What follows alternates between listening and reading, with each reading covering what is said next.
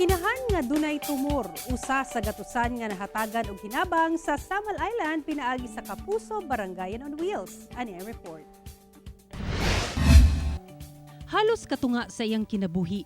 Nagbagood na ang 31 anyos nga si Susel Celeste sa bukol sa luyo nga bahin sa iyang lawas nga nagsugod ni atong 17 anyos pa lang siya.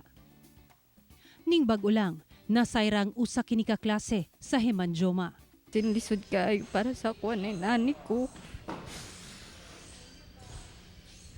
Bulag siya sa iyang bana ug dunay upat ka anak.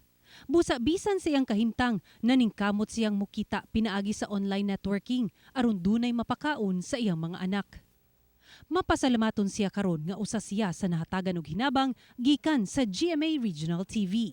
Siyempre nagpasalamat ko kay nani nga kuan tabang nga gihatag sa mo bisag ginagmay pero dako na kay nagkalipay para sa amo.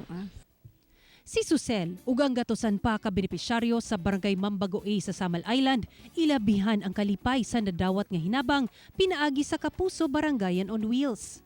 Gisiguro sab nga luwas ang tanan atol sa pagpang-apod-apod pinaagi sa pagtuman sa health protocols batok COVID-19. Ug sa pagdawat sa hinabang, kamatikdan ang kalipay sa matag benepisyaryo. So dako kayo ang pasalamat nga asa sa ang Barangay Mambago A sa napili sa GMA Network. Pasalig sa GMA Regional TV nga andam kini mohatag og serbisyong tinuod sa katawhan ilabi na karong dunay pandemya. Ako si Sara Hilomen Velasco para sa One Mindanao.